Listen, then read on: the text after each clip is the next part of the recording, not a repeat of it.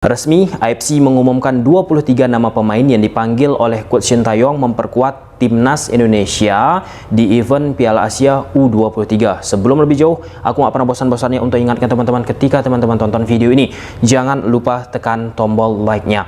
Tentu, ada beberapa nama yang dicoret oleh Coach Shin Tae-yong agar bisa menjadi 23 nama pemain.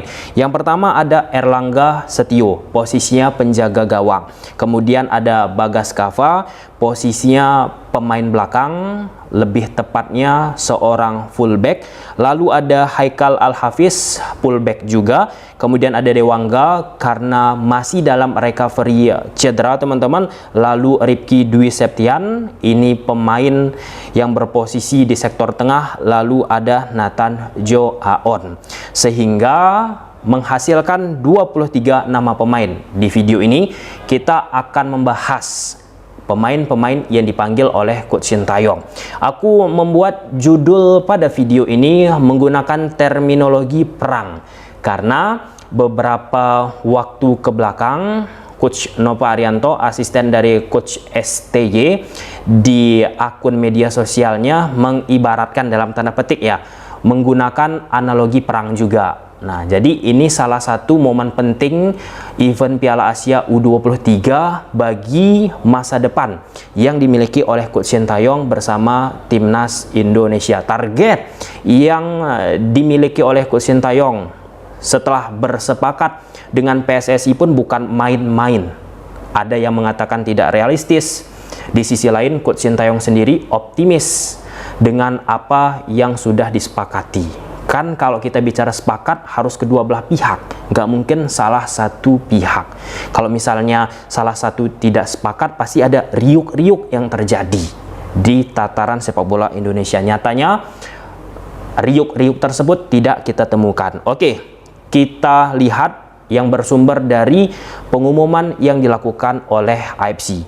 Yang pertama, jersey nomor 1 ada Muhammad Adi Satrio, posisi penjaga gawang klub PSIS Semarang. Adi Satrio menjadi salah satu pemain yang familiar di era kepelatihan Coach Shin Tae-yong. Lalu nomor punggung 2 ada Ilham Rio Fahmi. Ilham Rio Fahmi sudah berkali-kali pemain Persija Jakarta.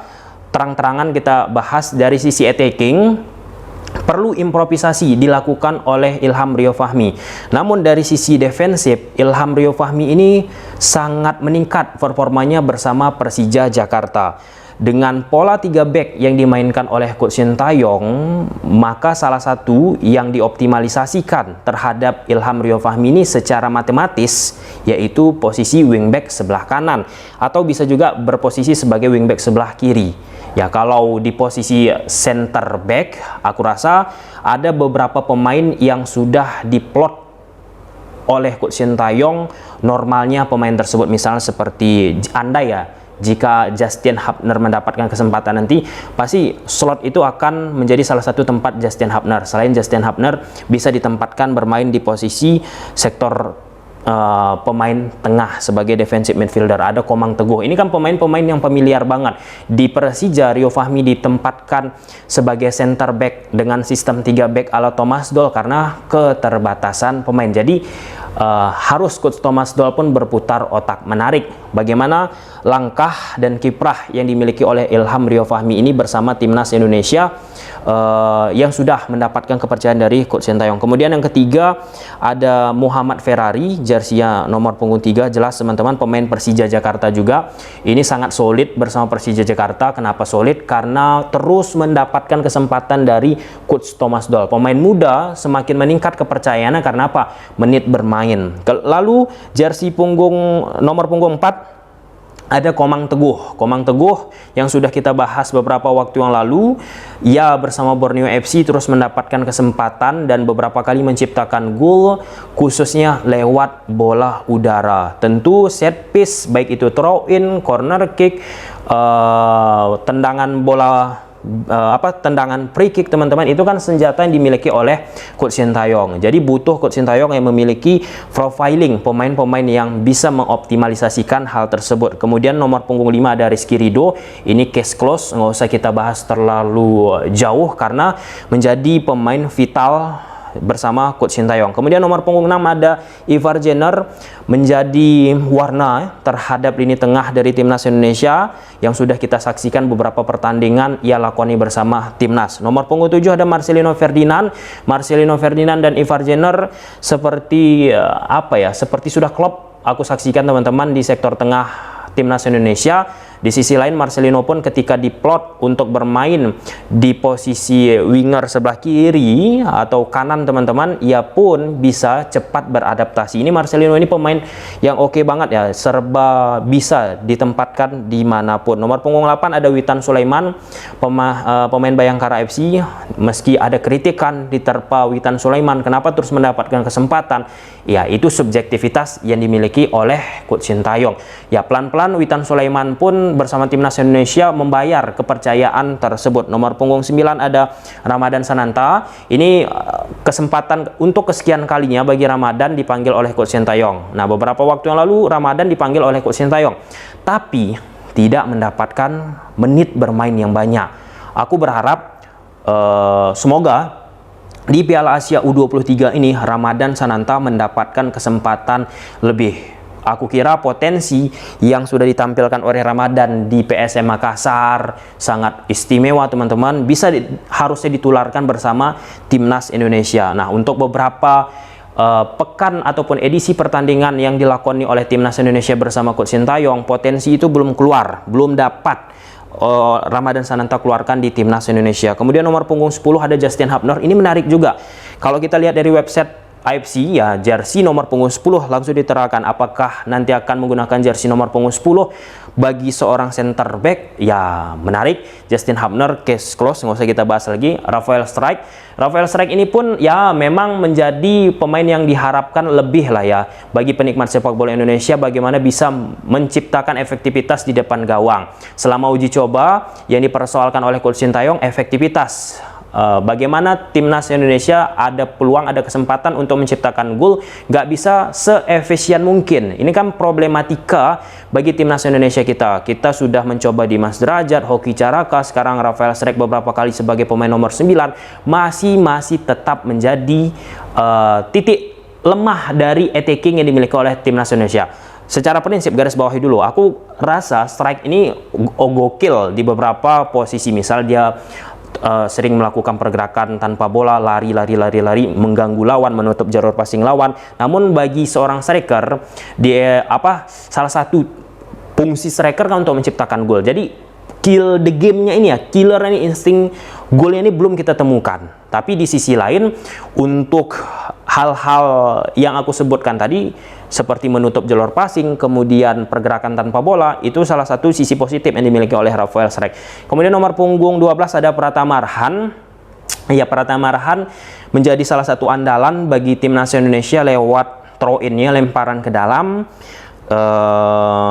yang sudah disoroti oleh berbagai macam pelatih ketika menghadapi timnas Indonesia. Apakah di pertandingan timnas Indonesia U23 nanti akan dimatikan oleh pelatih lawan? Aku rasa secara matematis bagi tim analisis teman-teman, bagi coach yang lain harusnya sudah bisa membaca hal tersebut.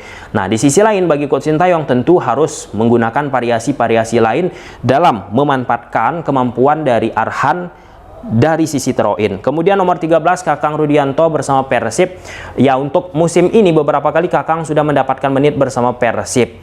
Di lain sisi dengan dipanggilnya Kakang ini kan istilah substitution teman-teman.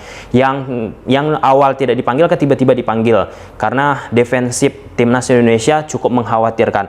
Ini harusnya bisa benar-benar dimanfaatkan oleh Kakang Rudianto untuk mendapatkan kepercayaan. Di sisi ini sudah dipanggil, ketika sudah memberikan hal yang terbaik, next semoga bisa terus dipanggil. Kemudian ada Muhammad Fajar Faturrahman nomor 14. Ini on fire banget bersama Borneo FC. Kita lihat aja Borneo FC di Liga 1 Indonesia posisinya berada di puncak klasemen. Nah, salah satu pemain yang memberikan kontribusi besar Fajar Faturrahman. Fajar Faturrahman ini pun versatile, fullback kanan bisa, fullback kiri bisa, winger pun bisa. Jadi apa yang dilakukan oleh Fajar Faturrahman salah satu lewat kecepatannya, ya Itu yang menjadi hal yang harusnya bisa ditularkan bersama timnas Indonesia U23. Kemudian ada Ihsan Nuljikrak teman-teman dari Borneo FC juga, yang dulu juga pernah ya dipanggil oleh Coach Sintayong awal-awal beliau bersama timnas Indonesia, kalau aku tidak silap teman-teman. Kemudian nomor 16 ada Arkan Fikri dari Arema FC. Kemudian Doni Tripamungkas, ini namanya terus bersinar bersama Persija Jakarta. Salah satu hal yang menarik bagi Doni Tripamungkas teman-teman, ketika Persija deadlock kemudian dilakukan pergantian pemain, Doni Tripamungkas masuk langsung bisa memberikan perubahan terhadap permainan Persija Jakarta. Nah, bersama timnas Indonesia, apakah di event Piala Asia ini akan memberikan warna berbeda? Sangat kita tunggu. Kemudian ada Raihan Hanan, pemain Persija lagi, terus mendapatkan kesempatan dari Thomas Doll. Kemudian ada James Kelly Sroyer, Persik Kediri.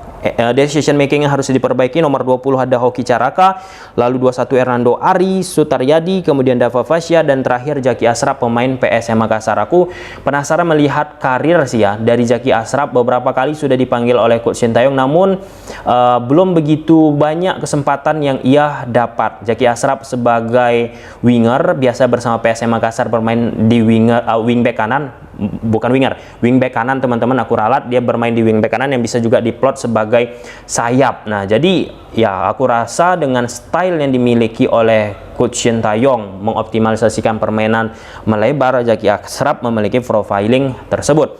Lalu ada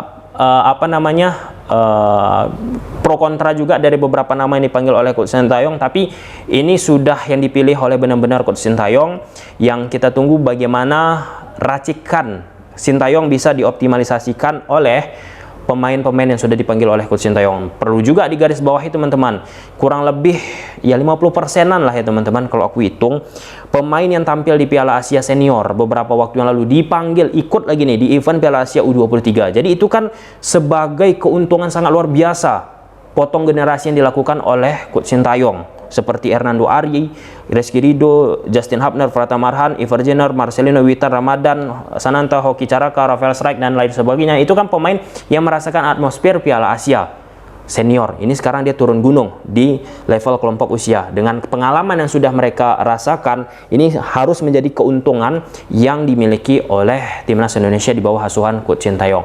Oke, dengan line up ataupun squad yang dimiliki oleh Coach Sintayong ini, seberapa optimis teman-teman timnas Indonesia bisa berlaju di U23 ini? Silahkan tulis di kolom komentar. Bye.